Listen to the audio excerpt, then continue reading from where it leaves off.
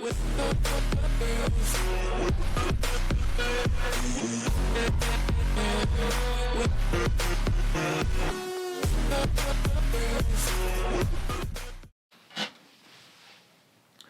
back to more Sip the Tally. I'm your host, Coach Evans, and today I want to give the Seattle faithful a little small preview of what they're getting with Mike McDonald. As you can see, or as you already know, unless you've been living under a rock, the Baltimore Ravens lost their defensive coordinator, Mike McDonald, taking a head coaching job in Seattle over the Seattle Seahawks. I think it's a home run hire for Seattle. Pete Carroll, 72 years old. I don't want to say the game kind of passed him by.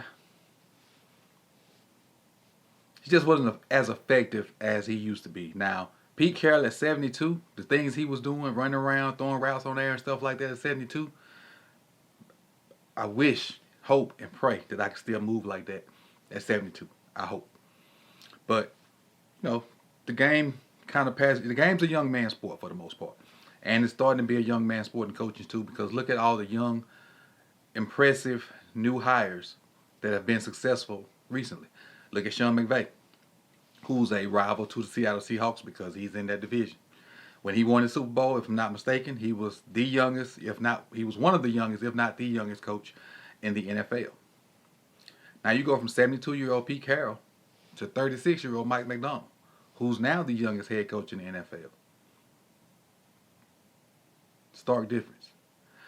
You're taking a guy that, he's 36, was at a high school, I think it was Cedar Shoals, right outside of Athens. Started hanging around the program, was able to be a GA at Athens. I'm sorry, not Athens, at Georgia, but in Athens. Parlayed that into some stuff with the Harbaughs, got in good with them, made his way to Ravens. I ain't gonna say got demoted, but kind of left the NFL to go to college for 1 year to be a DC. He was an assistant when that happened. Did a great job at Michigan. Came right back, took over the Baltimore job. First couple games, it was kind of shaky. But ever since then, the defense has been on this level of trajectory. And then you saw last year winning the Triple Crown. That defense was lights out, never folded at no point in the season.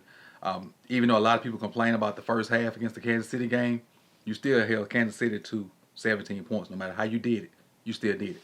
And he was the leader of that, the defensive coordinator. And we knew it wasn't going to be long before he started getting head coaching jobs. About halfway through the season on my main channel, we started mentioning that Mike may not be here long because the defense was looking just that good. And we know once you have an impressive impressive unit, period, whether it be offense or defense, the NFL going to pull those guys. And look at it. The Ravens lost 4 defensive coaches. 2 of which are defensive coordinators at another job. One of his assistants is now the defensive coordinator at Baltimore, and obviously Mike here. So I really just want to give you a quick overview of what you're going to get from Mike. Defensively, a bunch of disguises. And if you got guys that can get after it up front, it's going to seem like a lot of blitzes, but it's not. They're going to be timely blitzes. Especially, it depends on who you guys have in the middle. Right now, I know that both linebackers are free agents. We have a free agent to be that may follow. Who knows? But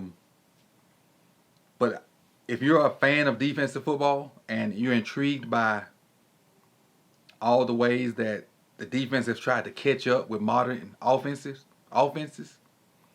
Mike McDonald is your guy. And it helps that he was able to slow down a Division 4 for you guys twice. Saw what he did to the 49ers. Beat the Rams, but the Rams kind of had the most success on him. What he did to Seattle. So you kind of got a general idea of a guy that can keep you, scheme-wise, can keep you in games with those other teams in your conference. And if you can put something together offensively, you got something cooking. And I think you guys have something cooking up there in Seattle, especially with the young talent that you have, the offense. But let's just stick to defense. I think Diggs is going to have an amazing season under Mike McDonald. Quandre Diggs is from what I've seen, the little tape I've seen, and the kind of player he is, I think under Mike McDonald, he's going to go absolutely nuts.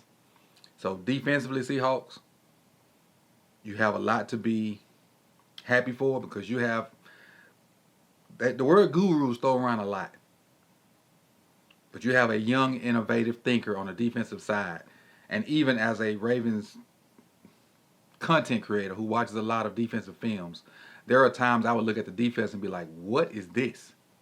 Because I know as a former high school offensive coordinator, some of the stuff they would do pre-snap and then what it would transform into post-snap, I'm trying to figure out how would I teach these young cats how to read this. And for me to be like, man, like spend 4 or 5 minutes on the play trying to figure out the coverage and how they got to this situation and where this guy came from and whatnot, it's pretty impressive.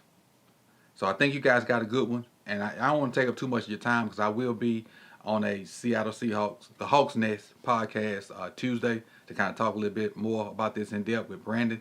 And so if you don't follow them, please do so. It's the Seahawks Nest. Oh, it's the Hawks Nest. It's the Hawks Nest. And I'll be there tomorrow at some point. So like, comment, subscribe, share. And I appreciate you Seattle Seahawks fans for paying attention to this. You got yourself a good one. I hate to see him leave. I really do. And I hope his presence didn't pull all that defensive success with him. So I appreciate you guys, man. Peace and love. See y'all soon.